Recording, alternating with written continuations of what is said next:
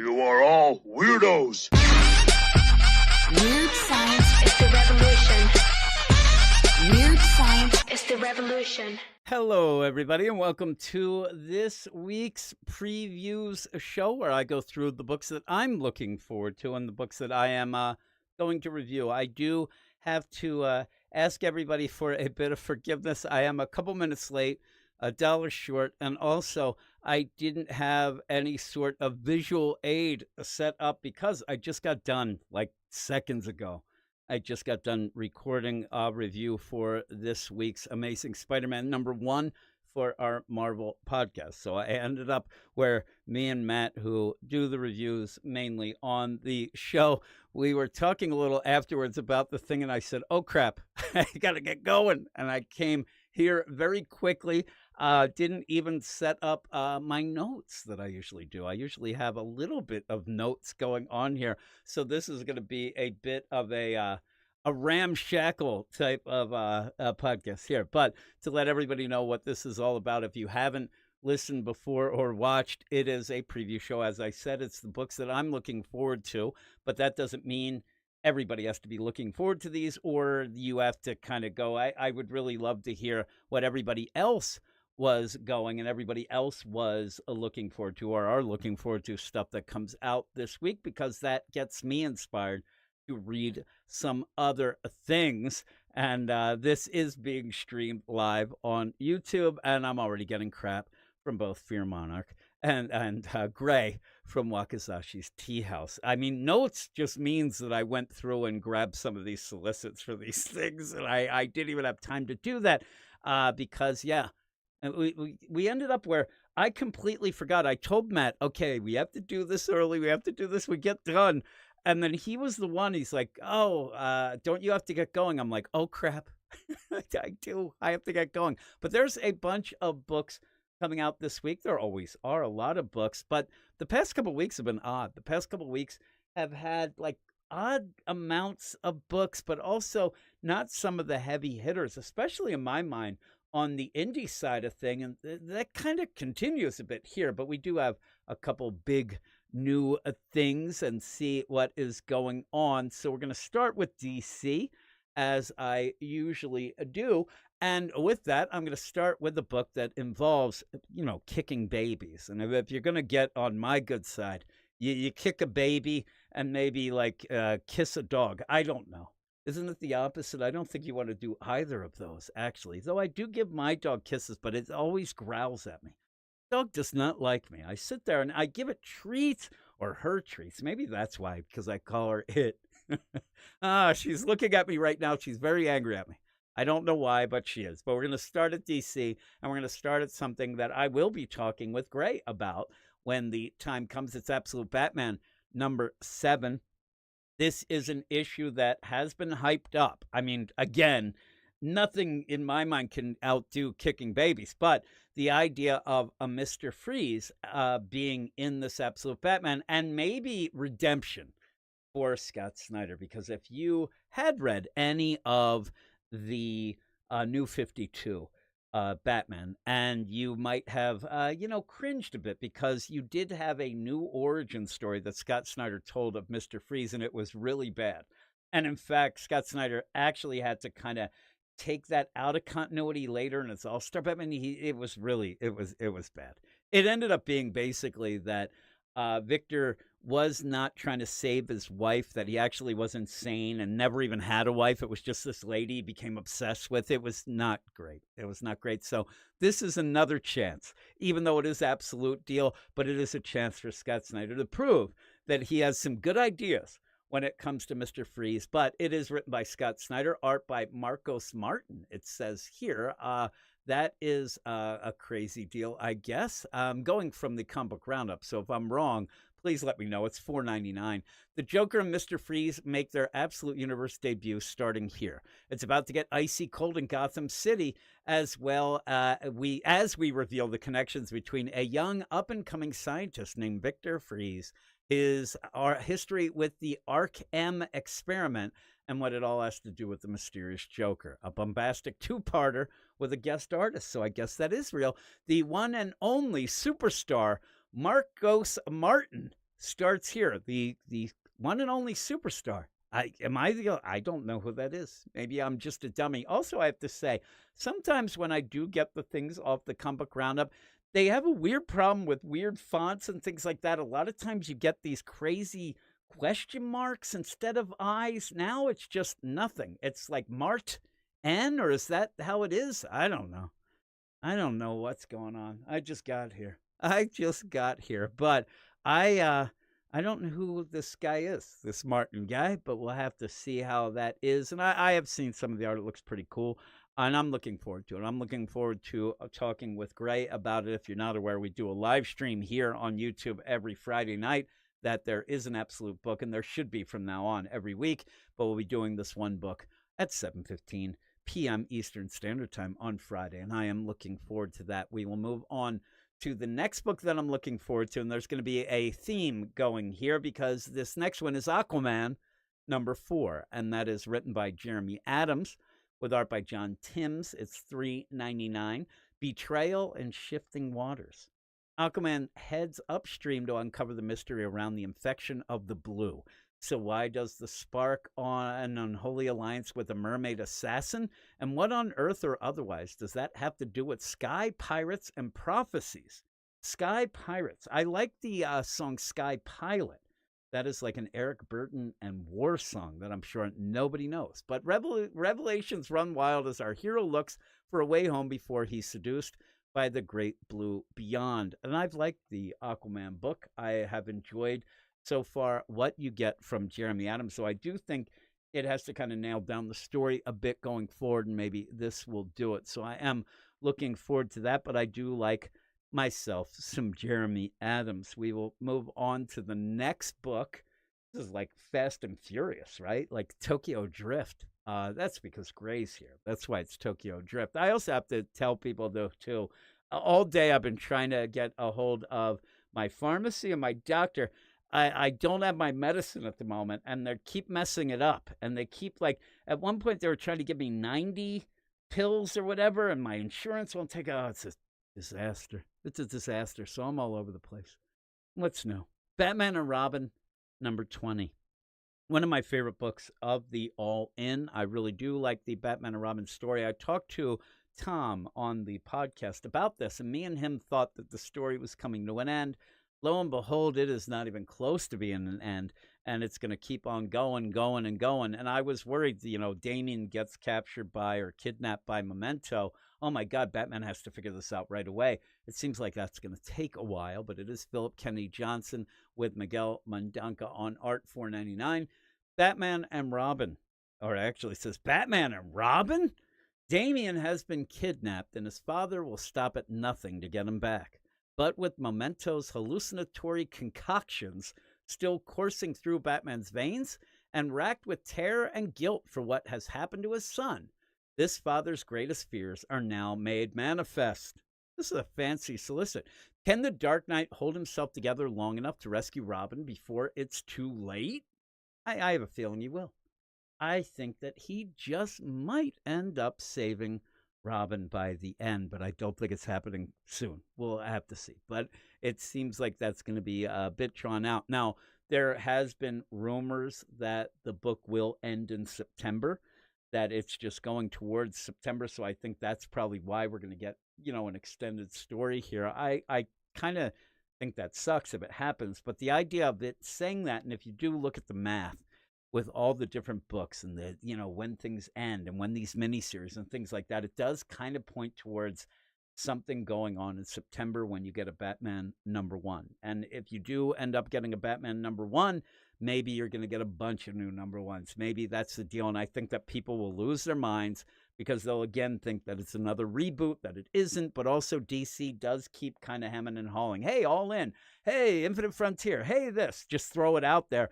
And I think people are starting to get, 1, annoyed, and 2, confused. And I don't like that. But if you're going to have people go to the shops for a Batman #1, maybe it's a good idea to get some other things where they could say, oh, this is starting as well, and kind of grab on. We'll have to see. I might be just talking out my butt cheeks. But, maybe I'm not. I don't know. We'll have to see. We will have to see. But Batman and Robin probably still my favorite book for the all-in books, but it's starting to kind of ease down, and I'm actually liking a couple other ones a little bit more, which is leading to the next book because, boy, the last issue of Green Lantern Corps I thought was great when you ended up having the Red Lantern show up and we saw Zilia Zox as a huge mad ball head battery.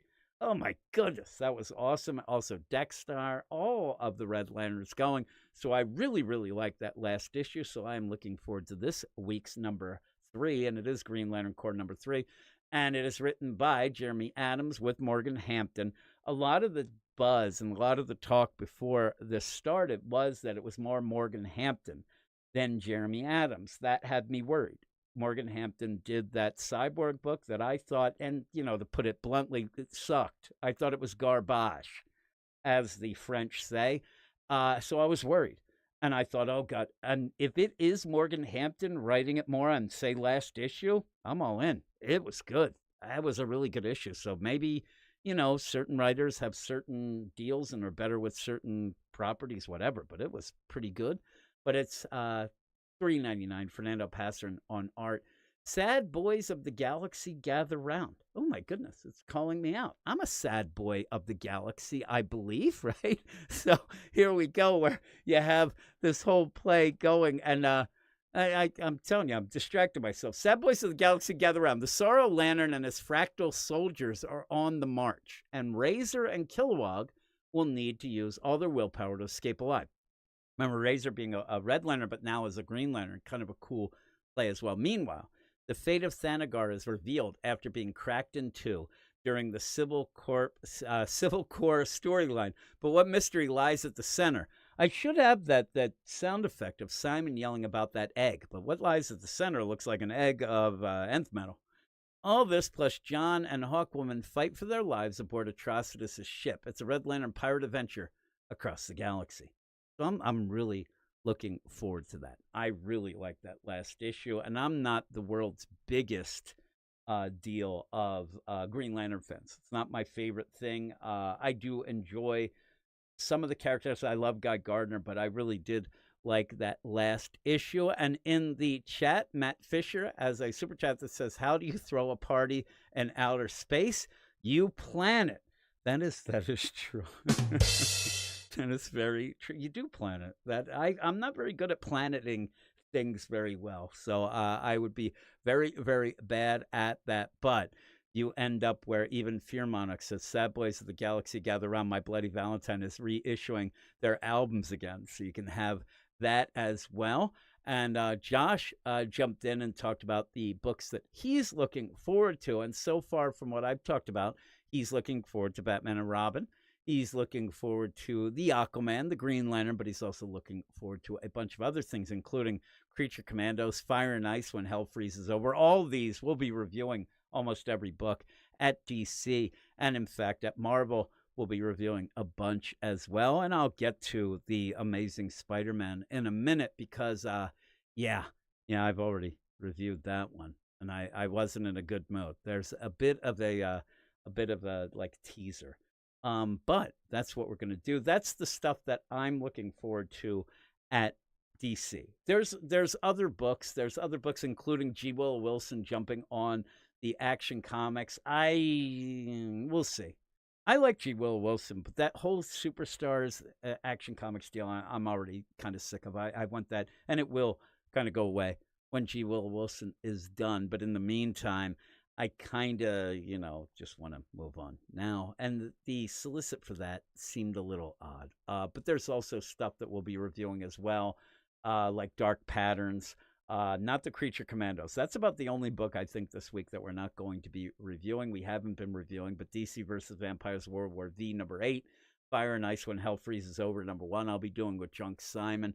And that's about all there is. And I know that a lot of people are pish-poshing already, the Fire and Ice When Hell Freezes Over. The way that we play it around these here parts is that we, give everything its chance. The preview of that Fire and Ice didn't look great. The art didn't look that great.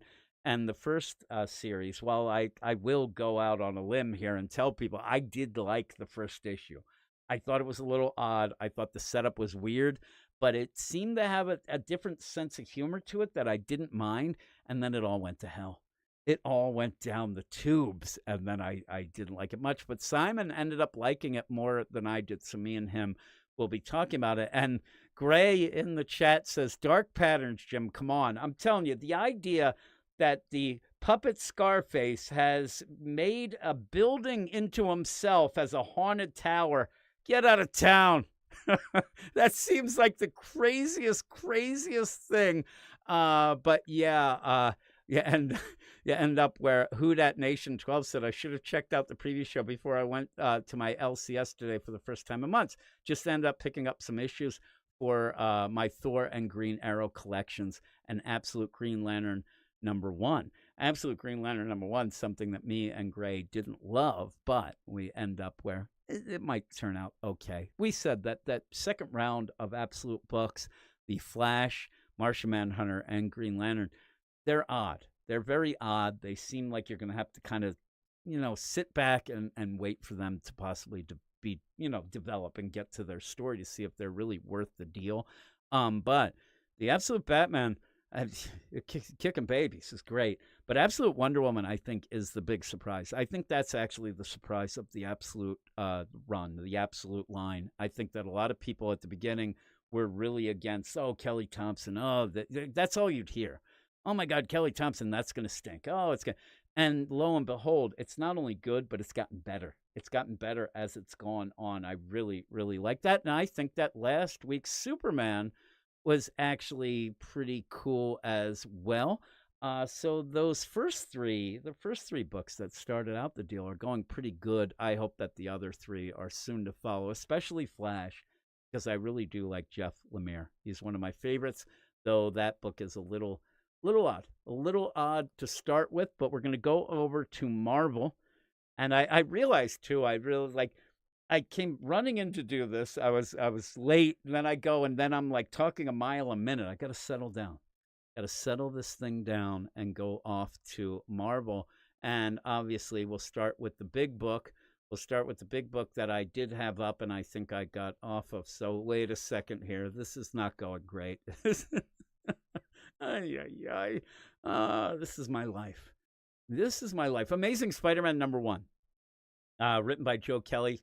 Art by John Romita Jr., it says here, but also Pepe Larraz. And so when you go into it, my big problem, and again, we did like a 35-minute review.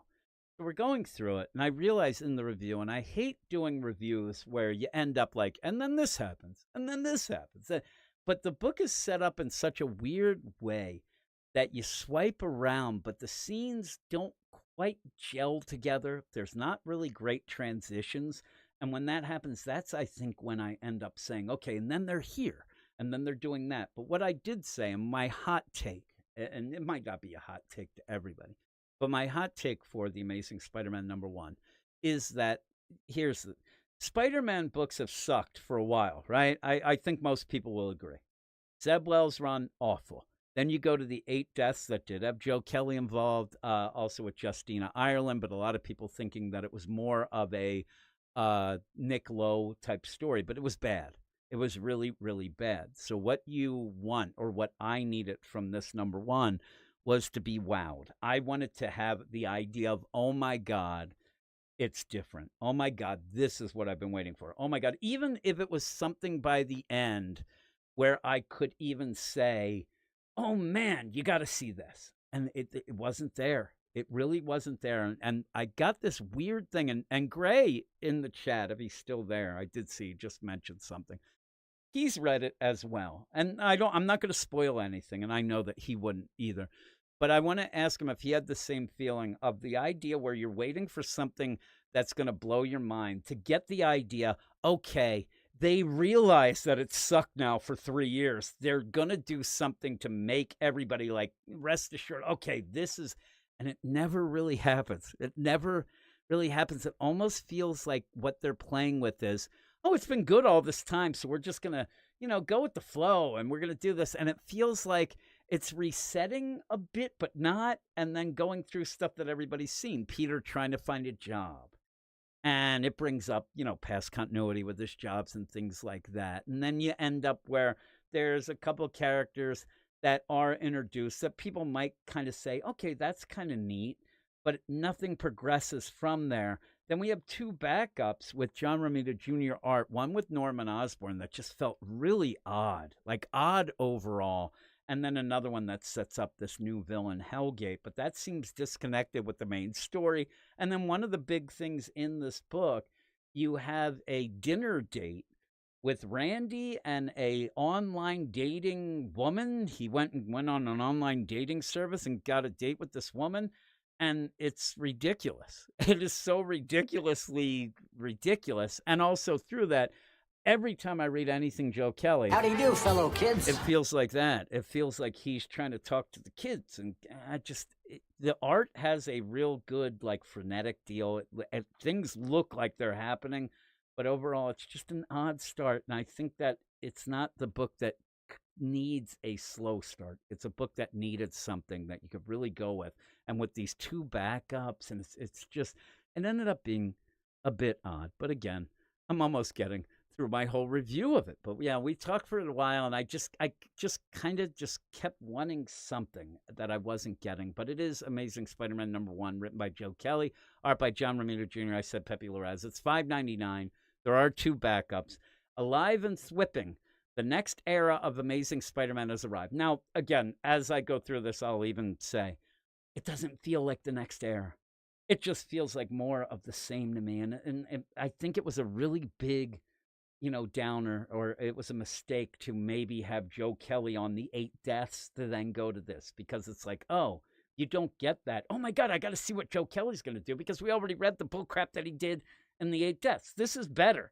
I will tell you, it's better than 8 Deaths, but it still doesn't have that feel of, oh my God, I can't wait to see what he could do and what it is. If it would have been somebody new, if it would have been somebody that, would be, I don't even know who would wow people anymore. I really don't know. Say it was Jeremy Adams, that he ended up doing it. And I don't know. It seems at one point that they might have asked him. He ended up saying that they were talking to him about something over at, but I think if you're asked to do Amazing Spider-Man, you take it. But it seems like Nick Lowe will only hire people, the One More Day people anyway. But I just, the idea of it being Joe Kelly just does not feel like it's new. But the next era of Amazing Spider-Man has arrived. Peter is shockingly without a job and looking for gainful employment, but his job search is interrupted by a rampaging rhino who is but the tip of a sinister iceberg. And that actually kind of is all you get. Like, that actually spoils most of the issue. It's weird. What major Spider-Man villain is working behind the scenes weaponizing other Spider villains, including one we haven't seen in over 7 years? Also, what is that goblin-free Norman Osborn up to anyway? That's the one backup. And then you end up introducing this new villain, Hellgate. I think that's been leaked, so, or at least it's been in some articles and things like that. But that's one of the backups. But yeah, it's going to be the idea. If you like Pepe Larraz's art, it looks pretty cool. John Romita Jr.'s art is the backups Norman, and this other one, it's a little off, but he's getting old. I do like John Romita Jr., but a lot of people seem to want him to maybe, retire. But that's that. But there you go. I'm really looking forward to seeing what people think, though, of it. And I'll probably put the Amazing Spider-Man review up by itself on Wednesday mornings so that people can hear what we think, or maybe even I'll read it again and get my thoughts together a little more and have a separate review than the one that I do with Matt on the podcast. But we'll move on to, and Matt Fisher asks, and says, so Jim, I assume ASM is, and he has the throw up emoji. It's not that, see, is it, I'm thinking, is it a spoiler to tell my score? It might be. It would kind of spoil my deal. But I'll tell you that I did give it over a 5. It's higher than a 5. And some of the deaths, 8 deaths, I was down to 2s and things like that. But Gray ended up mentioning it's a slow start setting up the series with very few wow moments. And that's what I think is it's right. I think that you needed something, though. And I'll ask Gray again. I'm asking him. I don't know if he's going to, he might be busy eating, because it is, morning. He might be eating tuna fish for breakfast. I don't know. He might be choking on it. But the idea where I wanted to get more after this issue, I wanted to actually say, oh, this is what Joe Kelly's Spider-Man, Peter Parker, will be like. The character work for that is almost non-existent. He almost seems to just be ping-ponging around from other people, them doing things, and he's reacting to that, instead of me really getting the play of, okay, he's going to be this kind of Peter Parker. He's going to be this kind of Spider-Man.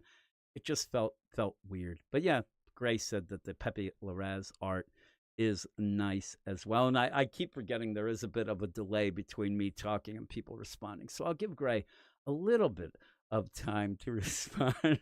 But he just said, now I'm making myself laugh. He's probably there eating his tuna fish still.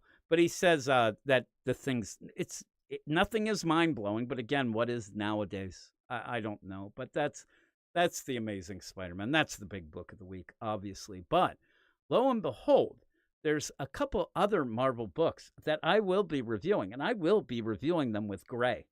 And the first one is a book that I haven't read in a while. I've had two people now tell me, because of the review copies being out there, two people telling me that Daredevil number 20 is a banger. That you end up where, and I'm going to ask Jenny if she thinks. Banger. She says it's a banger too. And Jenny from Blackpink, she knows what's going down. She is a trendsetter. But Gray has told me that it's good. And also my man Jerome has told me that it's great. So I'm looking forward to it. I dropped off of the Daredevil. I ended up where I had to prove to Gray that right away I knew it was the 7 deadly sins that were going against, in like the first or second issue that were going against Matt, when there was a bit of controversy. But I got bored with it. And then I remember when I'm like, 19 issues of that? Like, I thought I had missed like 17 other stories or whatnot. I'm like, that just ended? Holy moly. But issue number 20 is, lo and behold, all new story arc, all new enemy. And it has him smooching on the cover, which does look like John Romita Jr. art on the cover. It doesn't look great. But it's written by Saladin Ahmed with art by Jose Luis Suarez, and it's $4.99. I kind of think that this should be a $3.99 book in my mind, but everything's going to be going up anyway. But here is the solicit. After the harrowing events of Daredevil number 19, Matt Murdock is more alone than ever before, but he still has managed to find some comfort in the arms of a long-lost love. This while a dangerous new enemy threatens to attack Hell's Kitchen from the inside out. So that seems pretty cool, and it's a new arc, so I'm in. And we did end up being told that we should do more of the stuff on our Marvel podcast. We had a request to do more books. This week there's not a lot of books though, but me and Gray are going to be doing Daredevil, and then the next book that I'm doing, the next book I'll talk about, me and him are doing, I'm looking forward to. There's another book that I might end up doing alone, is the Doctor Strange of Asgard, but that's not my list. I didn't like the first issue, so I'm just, mentioning that. But the next book that me and Gray are going to be talking about, and something I'm looking forward to, is getting back to The Incredible Hulk number 24. I had dropped The Incredible Hulk a while back. I have been reading it for other things, but I'm kind of just going through it, and I haven't been doing it on our show. I kind of got bored with it. I got bored. I like Charlie, but everything runs through Charlie. All that stuff going on. You're off to Las Vegas, then you're going back here, then you're there. I just kind of got bored with it, but I'm going to give it a shot here. And it does look like, of course, I get back and we have Kev Walker on art. But we have written by Philip Kennedy Johnson, art by Kev Walker. It is $3.99. Muscle versus Magic. The newly returned Bruce Banner leads Charlie to New York City to seek an audience with Doctor Strange, but are met instead by someone they don't expect. I think last issue, there were a bunch of kids playing the basketballs. They're playing there in, Rucker Park, maybe, shooting some hoops. Dr. J might have shown up. I don't know. But are met instead by someone they don't expect. When a magic rite goes horribly wrong, can Banner put aside his terror of Hulk, and will Hulk put aside his hatred of Banner in order to save them? Lead straight into Incredible Hulk number 25, featuring a fan-requested Hulk versus rematch for the ages. I like how they say it. It's like one dude. It's like, you know what I want? I want Hulk versus Reed Richards. I don't know. I was going to say Val Richards. Then I said, I need Hulk versus some baby of some sort. Maybe like a watcher, but he's a baby. That's what I want. That'd be great if they listen to me. They'd have the worst story ever. It'd be the worst. But yeah, that's the thing. Fearmonic said he thinks that it's working. I thought that it was working towards an end, like at issue number 12. But yeah, I do think that you'll probably end up this book coming to an end soon. I don't hear that many people talking about it. I like Philip Kennedy Johnson, but he gets lost at points sometimes when you don't put the reins on him. The lore stuff he loves, he gets a little lost in the whole deal, and you gotta get some things going. And Gray said that Kev Walker's 2000 AD work is really good. That's what he says. He's British. This is why he's always bringing up that 2000 AD like it means something, right? You know what I'm saying? Guy eats tuna fish for breakfast, crying out loud. But yeah, there it is where Fear Monarch also said, we missed all the cool bits. Hulk's in a weird place now, LOL. I have been reading it. I've been doing it on Wes's Patreon. We have a Hot or Not show, and we've been talking about it. I just haven't been really enjoying it. I really haven't been with the werewolf stuff and all that. We got the Wolfman. We got all the crazy stuff going on in that book. So with that, we'll move on to the next book. And the next book is actually Indy. So we'll go to Indy. Again, I apologize for the scattered nature of the show. I don't even know what's coming up next. Vatican City, #1, is the big book. In my mind, is actually, I think, one of the bigger books this week, even if it's Indy. So take that. Take that, people. And then there's some guy out there, actually, Dark Horse is an Indy. That's a big company. It's not actually Indy. So why do you say that? There's always somebody ruining the party. Vatican City #1's Mark Millar. And Per Berg, who might be related to Beyond Borg for some reason in my mind. It is $5.99. Hoo-wee! That is expensive, but I do think that Mark Millar, pretty good. Pretty good, might be worth all that. Maybe worth like $5.98. There's that extra penny. That's like a tip, right? The all-new series from New York Times best-selling author Mark Millar. The world has been overrun by a vampire apocalypse. See, Eric Shea told me back when The Walking Dead, the first issue of the comic came out, and Eric was offered like a ton, a boatload. You could even say a crap load of issues, #1 issues. And he turned it down because he said this will never do well. It's black and white. And also, the zombie craze is over. I would say that he also thinks the vampire craze is over right now, which it may be. But every man, woman, and child dead except the 2,000 tourists safe behind the walls and holy relics of Vatican City. So that's kind of like that cool twist where you end up having that happenstance that, oh my God, vampire apocalypse, but lo and behold, I was visiting the Vatican at that time. I'm protected. But what I like about this is they're just tourists. They could all be like me. Yeah, I ain't fighting no vampires. I'd be the worst. And I did think that I had the Who Ordered the Steak deal, but I don't. That's what I'd say to those vampires, and they would just kill me. They'd kill me and then leave me. They wouldn't turn me. Why would they? But you have Kiefer Sutherland, and he's like, no, we're not turning you. But as the vampires gather in their millions outside, how long can they hold out? Because the monsters can wait forever. And there you go. It's a pretty cool looking deal. I will let everybody know I've read it, and I think it's pretty darn good. I think that it's worth the grab, and I think a lot of people end up, just grabbing a Mark Millar book. You pretty much, if you are a fan, there are people out there that don't like his over-the-top violence and whatnot and cursing and that sort of thing. I think he's really good. I think that he knows his way around a comic, and I have not been really let down much at all with him. So I am in. So I can't wait to go with that. And then Japanic says, you mentioning you think Millar is good explains why Ram V is not your cup of tea. Then he retracted it. But yeah, no, I actually this week actually did like the Resurrection Man. But I end up where I don't like Ram V because I have problems keeping my focus on anything he's doing. I just don't think that he Really, and again, I got in a fight with Ram V on Twitter, an argument or a discussion. He basically said that he doesn't write comics for fans. He doesn't care about fans. He just writes for himself, and he wants to write a series that's 100 issues that doesn't even tell a story. And I thought that's really a wacky idea. But I did love, again, I think that some people don't end up hearing a lot or everything that we do. I really like Layla Starr by Ram V. Most of my idea or most of my play with Ram V is I don't like his DC stuff as much. I don't like, and I hated his Venom. I thought that was garbage. But I did like, what's it called? What was that last one? The Mecha, the big Kaiju one. Can't remember what it was called. That I really did like that as well. So, but I'm not a big fan of Ram V overall, and I'll stand by that. I didn't like his Detective Comics at all. I thought it meandered, but just like me. But we have one more book, I believe. Yes, one more book here in that. And again, if people don't like, say, Mark Miller, or they do like Ram V, that's fine. I don't mind. Me and Gray get in fights about Dan Waters at points, and we get in fights about a lot of different things.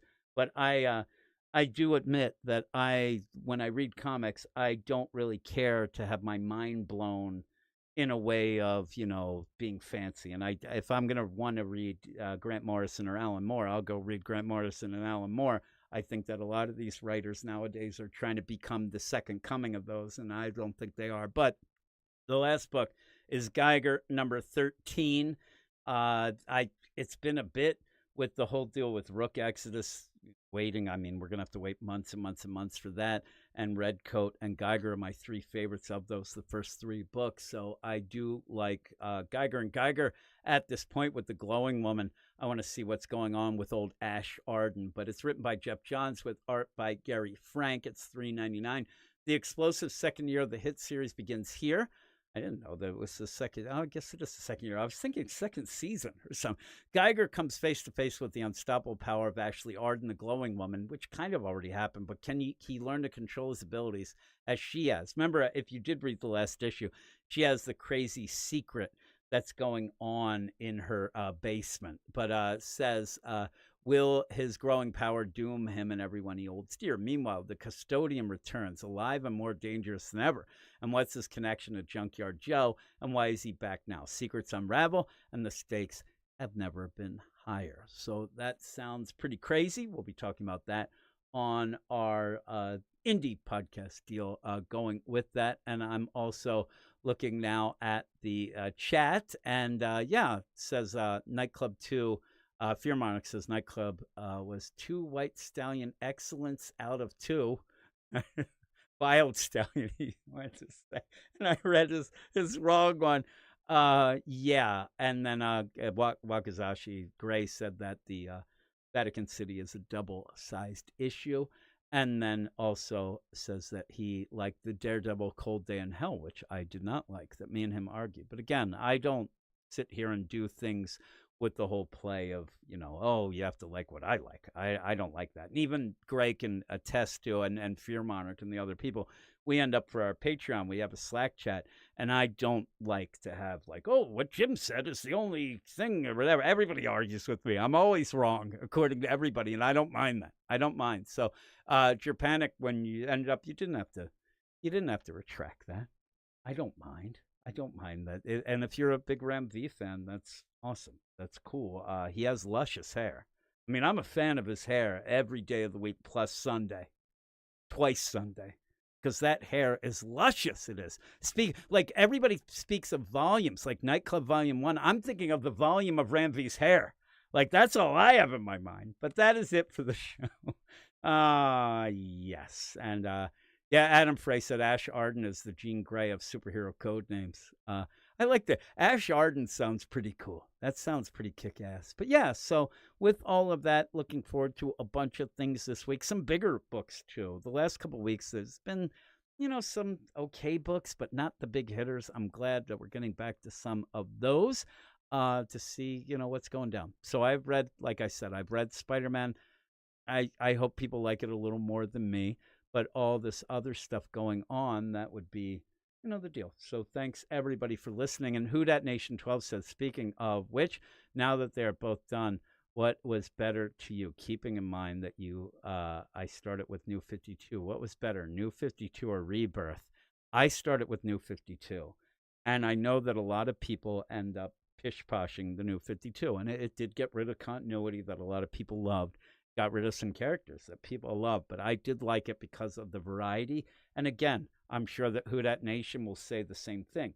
It's what we started with. The first book, I just randomly, and I'm telling you, I randomly just picked Aquaman. And it wasn't because I had heard, oh, Jeff Johns ended up where, he's the. I say it all the time. I don't think that Aquaman is a joke. I never did. I never got the idea. I know the Super Friends stuff and whatnot, but I never took him as a joke. I always thought that breathing underwater, maybe not talking to fish, but the breathing underwater was like the greatest thing ever. I always wanted to have that thing. And so I ended up reading Aquaman in the New 52 and loved it. I mean, I loved it. I thought, holy crap. And at that point, if you are familiar with our podcast, and especially the DC stuff, ended up where me and Eric worked together, and he was not reading comics because he ditched it. He thought the New 52 was ridiculous. He ditched it. But then I started reading because of what he was talking to me about comics, and I loved it. But Rebirth was better. I'm telling you, Who Dat Nation, Rebirth was really good. When Rebirth first started, holy crap, it was so exciting. Everything was cool. And again, it wasn't a reboot. It was a, hey, we're going to reset a bit. We're going to bring some things back. You ended up having the whole thing with Dr. Manhattan kind of connecting to the New 52. But what ended up, it was the apology for what had happened and where they had gone astray with that darker New 52. But even though New 52 holds a, place in my heart because I started, Rebirth was really good. And then shit went wrong. Shit went real wrong. And I always say my big play of the Rebirth, where Rebirth ended for me fully, was when Wally West and all that stuff in Heroes in Crisis. That was like the last nail in the coffin. You also had Bendis coming on and taking over Superman and Action Comics. And when that's said, then we got Dark Days again. And also, remember, too, for Who Dat Nation, the idea where you had the New 52 and, things are going okay, whatever. And then you got in that DCYOU, the bit right before the, like right after the Convergence and things leading. And then they had to reset and they had to do that thing. But that was bad. The DCYOU was terrible. Hated that. But I still do. I always say that I'm going to do a video. I want to do a video at some point just discussing why I like the New 52 and what I liked about it, because people now, I see people just like, they don't even think about it. It's just like a gut reaction of just saying, oh, it sucked. Oh, it was all terrible. And there was a lot of cool things. There was a lot of real cool things in it. I just was told the other day that they have a hardback of Frankenstein Agents of Shade. And that was the second book I read, and I really liked it, but it was crazy. And he says and Who Dat Nation says he loves the New 52. Still go back and read series I haven't finished. That beginning of Rebirth was awesome, and he loves Superman. We had on our Patreon, we did have a New 52 review show that we went through, and I think we got through almost the first wave of books. Like we got to like almost like 50 some episodes where we went through, the first volumes of all of them, and I was enjoying a lot of stuff, and even some of the stuff that I hadn't. But books like Demon Knights, I really enjoyed. I really enjoyed a lot of the quirkier things later on, like a Dial H. Earth 2 was pretty cool, though. That was more of Eric's deal. But yeah, and Who Dat Nation said that's what you always hear. People, it's become very easy and popular to just say that the New 52 sucked overall. But I like some of the stuff. I did like some of the stuff that they had. It's just that it ended up where it was going on too long and they needed to do something else. And they ended up, having to do Rebirth. And that was really great as well. So with that, though, a little bit extra talk at the end. In Magic Order, Japanic said the Magic Order, Magic Order is my favorite book, I think, for the Mark Miller stuff. I think that was the one that I really did enjoy the most. And I still didn't even finish, what's it called? And Nightclub. I still haven't finished the first volume of Nightclub. I have to kind of go back and read that and catch up. But we actually have a Mark Miller podcast too on our Patreon. If anybody was interested, we're probably going to record this week. The guy I do it with, Mark, he was on vacation for a month, so we're going to get back to that. And we're in the middle of The Kingsman, which I had never read before. And I haven't seen the movies. I'm not really a movie guy, so I haven't seen that. So it's all new to me. But yeah, Magic Order is the one that I really deal. And I guess what, it's Cordelia. I think that was it. I really like her as a character. So with that, I probably said something wrong there. It's been a while. But with that, that is it. I'm going to go off and go to bed. And first, I'll walk my dog. I think the dog is looking at me as if she wants to eat and then go out to take a walk. And she does decide, like, weird times that she wants to actually, like, last night, I think at like 3:20 a.m., where she just started, like, grabbing my shirt and pulling on it because she wanted to go for a walk. Not just go out to go to the bathroom. We had to go for a walk around the block twice. Like, what do I look like? A night owl? I was mad. But yeah, and Fearmonic says too, got into the New 52, got New 52 Batman, got him into the comics seriously. Yeah, and I actually did like Scott Snyder. He said Scott Snyder's Batman got him into it. I really did like Scott Snyder's Batman. And when I did read The Court of the Owls, it was cool because that was like the first big kind of Batman story that I had read as it was coming out, because I did not read many, if any comics before then. I had read, at one point, I kind of read Watchmen back in the day, but that was only because everybody was talking about it, and I didn't quite get it. So once the New 52, it was those number ones. It wasn't a change of continuity that got me. It was just, I'm crazy and I needed number ones. It worked, and I liked it. I liked a lot of stuff. Didn't love everything, but also, like, some of the things I liked later was Jeff Lemire's Green Arrow. I really like that. A lot of the stuff. Yeah. And he says, Fearmonic says, Death of the Family. Remember when me and Eric were reading Death of the Family and we were going through it, and they were supposed to end up, because they had those WTF covers at the one point where it was like crazy covers. Like one of them, I maybe it was Batman, whatever, it had like Carrie Kelly on, but it's because she was at a crazy party. It was so ridiculous. But they were supposed to burn Jason's face with that acid, and they balked at it at the last second. Jason doesn't get any props. Jason always gets the short end of the stick. But thanks, everybody. I'm going on, and the dog is getting really mad at me. I should just, yeah, the hell with you, dog. The hell with you, Mia. I should, but I was gonna say I should have just gotten to an hour. But we'll stop right now.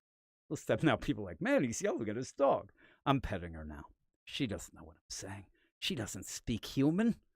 I think she might. But with that, I'm going to get going. Thanks, everybody. I hope I get my medicine tomorrow. I pray that I get it, because I am not feeling very well. But with that, thanks, everybody, for showing up. We'll keep doing this each and every weekend. I promise I'll be a little more prepared next week for the deal. Yeah, like I'm terrible at the ins and outs of what you're supposed to do on YouTube. Plus, it seems like every damn show that I put out, I lose subscribers. So something's going wrong. Oh well. I do still have the Dirty Song Empire to go back on. I should play. If people really wanted to hear a new song, this would be dropping here, and it would be brand new. It's never been heard before. It is an Easter song. So if you're offended by things like that, you might not like it. But the thing is, I was taking a walk. I think I might have told Gray about this, but I was taking a walk with Mia, and I ended up saying to her, and I wanted to come up with an Easter song. So I'm going and we're walking, and I end up going, come on, move your keister. And I'm like, oh crap, that rhymes with Easter. So that's where I got the song. So I'm going to end with it. I'll probably lose 17 fans right now, and I'm glad to see Japanic actually gave a shout out and said that he's fans of Gray's channel, and that's awesome. And everybody, go to Wakazashi's Tea House on the YouTubes. He's awesome. He's a nice guy. He eats tuna for breakfast. But you can tell. I think that one of the ways you can tell if I like somebody, if I have 18 songs about you, then I like you. And I have more than that, I think, with Gray. I think I have some really crazy deal. But so with this, I'm going to debut a song on the wrong channel, but it's going to debut. You can hear it if you like it. Sus Records. You could go over to that. I'll have a link in the show notes. Dirty songs all around. But here we go. And actually, yeah, Japanic, actually, I do think that happens. He said that some people lose subscribers because of the alerts. I believe that is true. And it did happen when I started doing more shows. So that's kind of probably what happened. But here we go, Gray. I am obsessed. I'm obsessed with Gray. But we're going to end with a little bit. It's not too dirty, but it is. But it's an Easter song. So happy holidays, everyone. And I will talk to you all later.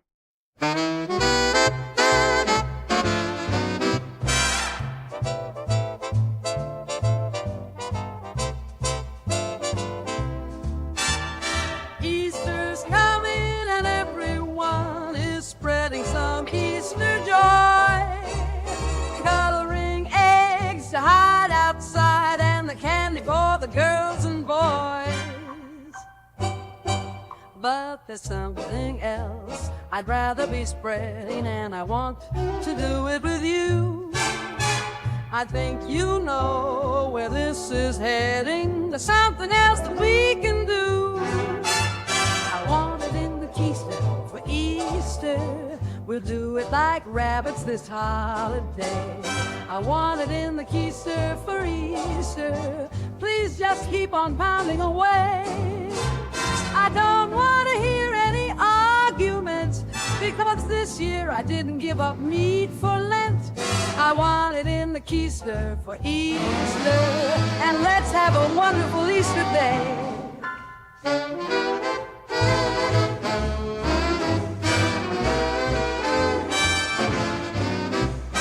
When we wake up on Easter morning, you better show me that you care.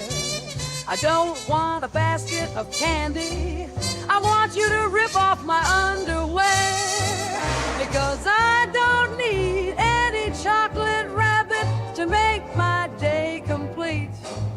Oh, you got what I want and I'm gonna grab it. This Easter's gonna be so sweet. So if you're in the mood for a little tale, why don't you hop down my funny trail? I want it in the keister for Easter. We'll do it like rabbits this holiday. I want it in the keister for Easter. Please just keep on pounding away. I don't want to hear any arguments, 'cause this year I didn't give up meat for Lent. I want it in the keister for Easter, and let's have a wonderful Easter day.